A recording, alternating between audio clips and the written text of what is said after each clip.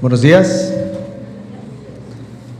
Vamos a abrir nuestras Biblias, por favor, en el libro de Deuteronomio, Deuteronomio capítulo 3.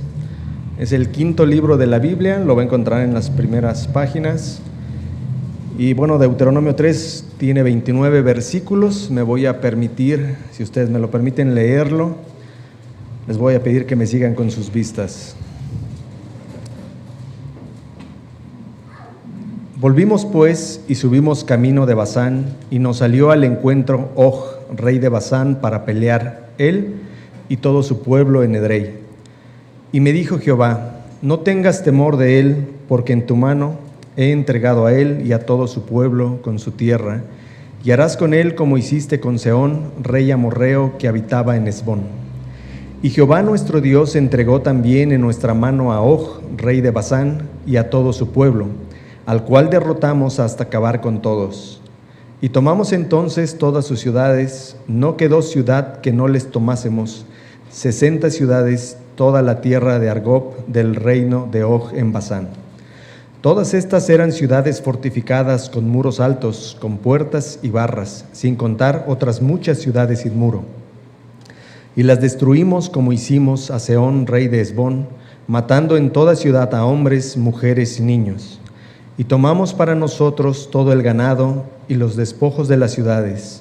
También tomamos en aquel tiempo la tierra desde el arroyo de Arnón hasta el monte de Hermón, de manos de los dos reyes amorreos que estaban a este lado del Jordán. Los sidonios llaman a Hermón Sirión y los amorreos Senir. Todas las ciudades de la llanura y todo Galaad y todo Basán hasta Salca y Edrei, ciudades del reino de Og en Basán. Porque únicamente Og, rey de Basán, había quedado del resto de los gigantes. Su cama, una cama de hierro, ¿no está en Rabá de los hijos de Amón? La longitud de ella es de 9 codos y su anchura de 4 codos, según el codo de un hombre. Y esta tierra que heredamos en aquel tiempo, desde Aroer, que está junto al arroyo de Arnón, y la mitad del monte de Galaad, con sus ciudades, la di a los rubenitas y a los gaditas. Y el resto de Galaad y todo Basán del reino de Og, toda la tierra de Argob, que se llamaba la tierra de los gigantes, lo di a la media tribu de Manasés. Jair, hijo de Manasés, tomó toda la tierra de Argob hasta el límite con Jesur y Maaca, y la llamó por su nombre Basán Abot Jair hasta hoy. Y Galaad se lo di a Maquir. Y a los rubenitas y gaditas les di de Galaad hasta el arroyo de Arnón, teniendo por límite el medio valle hasta el arroyo de Jaboc, el cual es límite de los hijos de Amón. También el Arabá con el Jordán como límite desde Cineret hasta el mar de Arabá, el mar salado, al pie de las laderas del Pisga al oriente. Y os mandé entonces diciendo: Jehová vuestro Dios os ha dado esta tierra por heredad, pero iréis armados todos los valientes delante de vuestros hermanos los hijos de Israel. Solamente vuestras mujeres, vuestros hijos y vuestros ganados, yo sé que tenéis mucho ganado, quedarán en las ciudades que os he dado, hasta que Jehová dé reposo a vuestros hermanos, así como a vosotros, y hereden ellos también la tierra que Jehová vuestro Dios les da al otro lado del Jordán. Entonces os volveréis cada uno a la heredad que yo os he dado. Ordené también a Josué en aquel tiempo, diciendo: tus ojos vieron todo lo que Jehová vuestro Dios ha hecho a aquellos dos reyes. Así hará Jehová a todos los reinos a los cuales pasarás tú. No los temáis, porque Jehová vuestro Dios, Él es el que pelea por vosotros.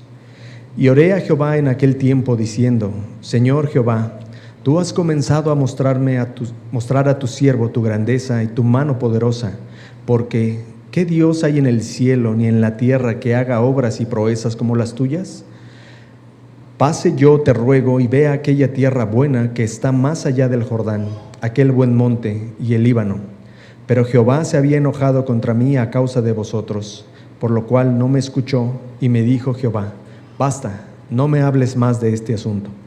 Sube a la cumbre del Pisga y alza tus ojos al oeste y al norte y al sur y al este, y mira con tus propios ojos, porque no pasarás el Jordán. Y manda a Josué y anímalo y fortalécelo, porque él ha de pasar delante de este pueblo, y él les hará heredar la tierra que verás. Y paramos en el valle delante de Bet Peor. Pueden tomar su lugar.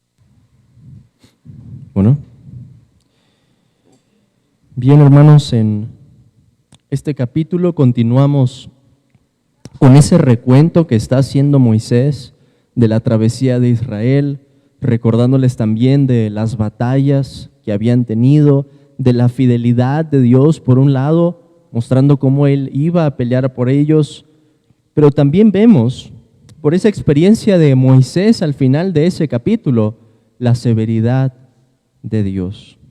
Así que quisiera que veamos dos pensamientos principales aquí, hermanos, porque este capítulo está muy relacionado con el 2, y no quiero volver a repetir algunas cosas que dije allí, pero quiero que vean en el versículo 21, cuando Moisés está hablando con Josué, y dice: ordené también a Josué en aquel tiempo diciendo: tus ojos vieron todo lo que Jehová vuestro Dios ha hecho a aquellos dos reyes. Así hará Jehová a todos los reinos a los cuales pasarás tú. No los temáis, porque Jehová vuestro Dios, Él es el que pelea por vosotros. Tenemos que recordar que el libro de Deuteronomio es un libro de transición. ¿En qué punto está Israel aquí? Está por cruzar hacia la tierra prometida, pero no lo va a hacer con Moisés. Moisés se los está recordando también en este capítulo. ¿Con quién va a cruzar Israel hacia la tierra prometida? Con Josué. Con Josué. Deuteronomio nos ayuda a hacer esa transición en la que Moisés dice: esto es lo que va a pasar, yo no voy a poder entrar con ustedes, tienen que recordar la ley que Dios nos ha dado, y la voy a exponer en un momento, que es lo que Moisés va a empezar a hacer desde el capítulo 4 en adelante, exponer la ley y recordarle al pueblo cuáles son las condiciones que tiene que guardar si quería permanecer en la tierra. Pero antes de eso nos recuerda una vez más, Moisés le deja en claro al pueblo que Josué será el sucesor. Vean que ya lo había hecho en el capítulo 1. Josué dice en el capítulo 1, versículo 38, Moisés dice: Josué, hijo de Nun, el cual te sirve, el Señor está hablando con él, Moisés lo está repitiendo aquí, él entrará allá, anímale, porque él la hará heredar a Israel.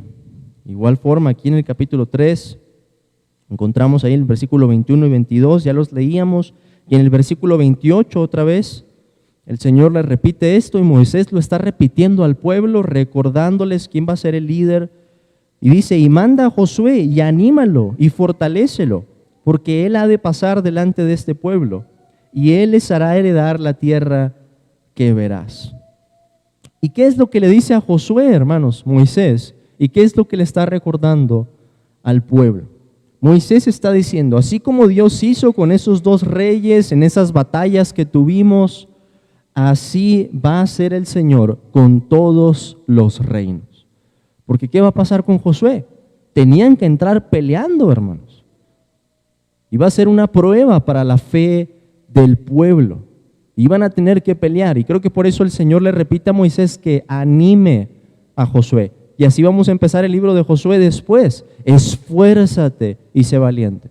Porque iban a tener que entrar peleando. Y esto, hermanos, esta pequeña frase que Moisés le dice a Josué: así como Dios hizo con esos dos reyes, así va a ser con todos los reinos. Nos enseña, hermanos, cuál es la base de la tipología. ¿Qué quiero decir con esto? La base de la tipología es esta: así como Dios hizo en el pasado, así va a ser ahora, pero de una manera mucho mayor. Eso es lo que vemos en el Antiguo Testamento. ¿Qué vamos a ver en el libro de Reyes o en el libro de Crónicas? En esas batallas que los hombres fieles de Dios tienen. ¿Qué pasa cuando ganan? ¿Cuál es la razón, el motivo por el que están ganando? Estaban dependiendo del Señor. ¿Y cuál era el precedente para esas batallas? Pues esas primeras batallas que encontramos en el libro de Números y en el libro de Deuteronomio. ¿Cuál es mi punto aquí, hermanos? Que este principio sigue vigente. Como iglesia podemos decir: así como Dios hizo en ese momento, así Dios va a hacer ahora, pero de una manera mucho mayor. Vean por favor Mateo capítulo 16. versículo 18. Mateo 16, 18.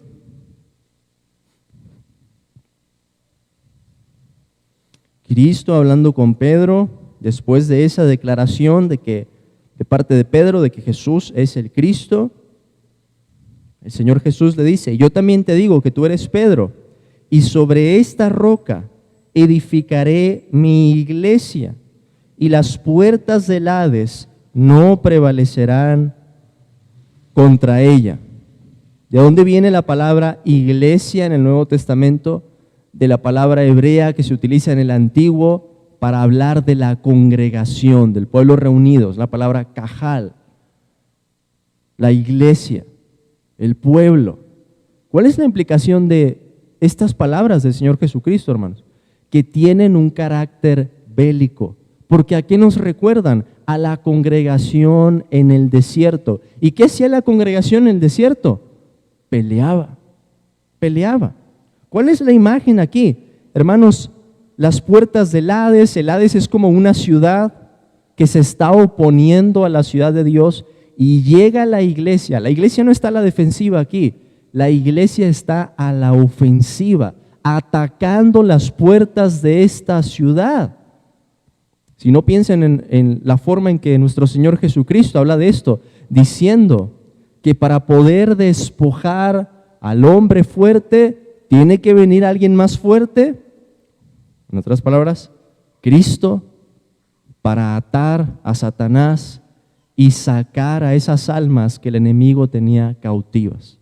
¿Qué estamos haciendo como iglesia, hermanos? Estamos en una misión de rescate. Seguimos a la ofensiva. Es cierto que no traemos una espada física en este momento, pero tenemos una espada espiritual, tenemos la palabra de Dios y vamos presentando un asedio. Estamos atacando las puertas del Hades. ¿Y qué dice Cristo? ¿Cuál es la promesa? Que esas puertas no van a prevalecer contra su iglesia. Que en un momento, hermanos, vamos a ver esa conquista y el pueblo de Dios va a terminar de ser reunido. Por eso digo que este principio sigue vigente. Eso que Moisés le dijo: Josué, así como viste que Dios hizo con esos dos reyes y cómo nos dio la victoria, así lo va a hacer en su momento contigo. Y eso es lo que está pasando en la iglesia, hermanos. Estamos viendo la victoria de Dios, es cierto, una victoria que viene por medio del sufrimiento, pero estamos viendo la manera en que Dios está conquistando, reclamando las naciones para sí y diciendo: este es mi pueblo.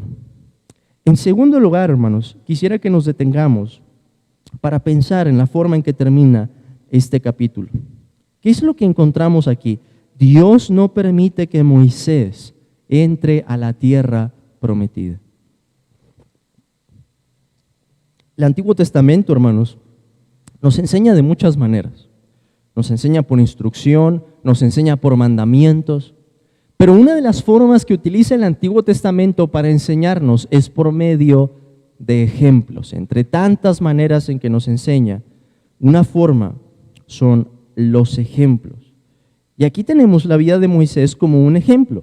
Podemos considerar su vida en un sentido positivo y pensar, bueno, ¿qué podemos decir de las virtudes de Moisés?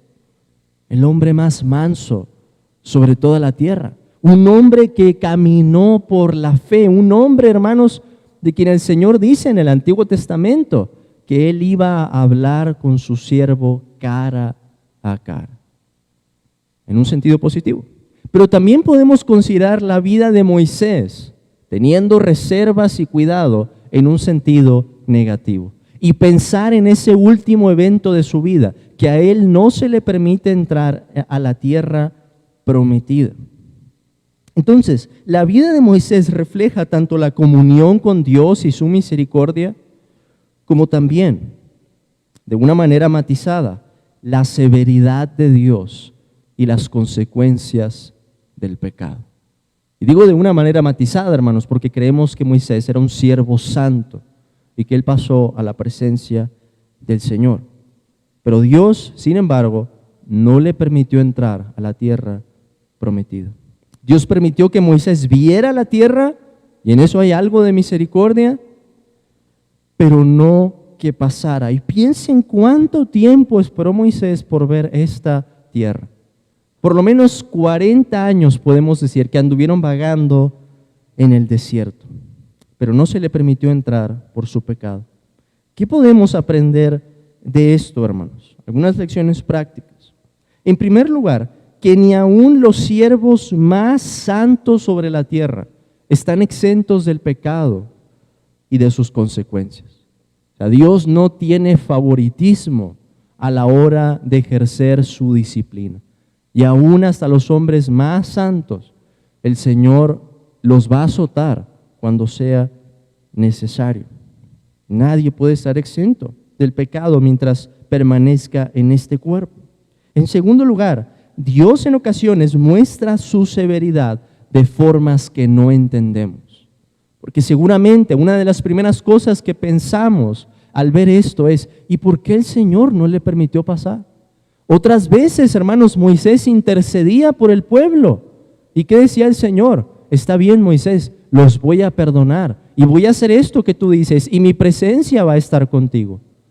Pero en este momento, hermanos, Moisés ora y ora seguramente con tal fervor, con tal deseo de entrar a la tierra. ¿Y cuál es la respuesta del Señor? Basta, no me hables más de este asunto. O sea, Moisés, en otras cosas te he contestado y has visto mi misericordia y tu intercesión ha sido eficaz, pero en esta petición no vas a obtener una respuesta positiva. Una consecuencia por el pecado. Piensen en eso, hermanos. Dios muestra su severidad de formas que no entendemos en ocasiones, pero aún esto proviene como un azote de su mano paterna para que aprendamos a temer. Además, en tercer lugar, el perdón de Dios y sus promesas incondicionales no son sinónimo de que no habrá consecuencias por el pecado. La gracia de Dios no nos enseña que no va a haber consecuencias por el pecado. La gracia de Dios nos enseña que si nos arrepentimos y ponemos nuestra fe en Cristo, vamos a ser perdonados de ese pecado. Pero hay consecuencias.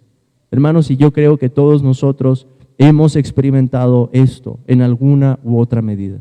Que hay ciertas cosas que incluso cargamos de la vida pasada que llevábamos antes de Cristo. Ciertas cosas que nos marcaron, cosas que hicimos que van a permanecer en nuestra memoria hasta que seamos glorificados. Pensamientos que no deberían estar allí, imágenes tal vez que quisiéramos borrar, pero que permanecen como un aguijón, recordándonos la vida que llevamos. Consecuencias. Pueden ser consecuencias en el cuerpo, por ejemplo.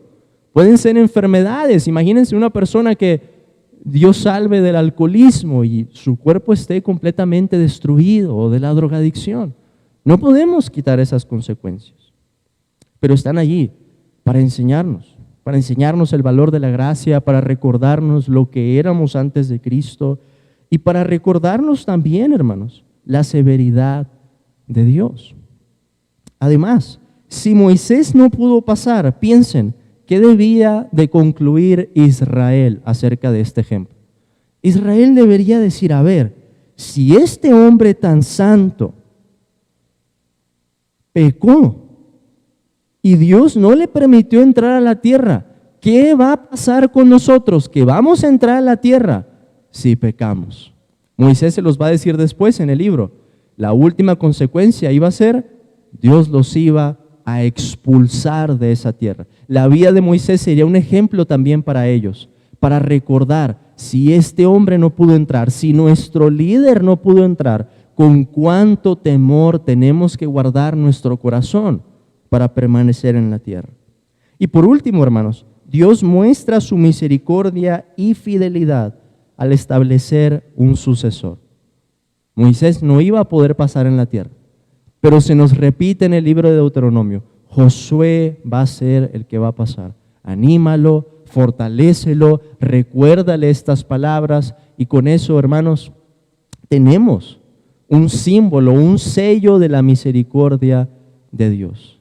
Que aunque aún el más santo de sus siervos había fallado, el Señor se iba a asegurar de que su pueblo pasara a esa tierra. Dejemos este pasaje, hermanos, recordando entonces estas dos cosas, que la iglesia sigue a la ofensiva, que seguimos presentando un ataque, es un ataque espiritual, es un ataque que se ve diferente ahora, y consideremos el ejemplo de Moisés para pensar en la misericordia de Dios, pero también en su severidad, para infundir temor en nuestros corazones y decir: Señor, nosotros queremos ver esa tierra, no meramente el símbolo, como lo pudo ver tu siervo Moisés, sino esa Canaán celestial. Que Dios nos guarde entonces, hermanos, hasta que podamos llegar sanos y salvos a aquella tierra. Amén.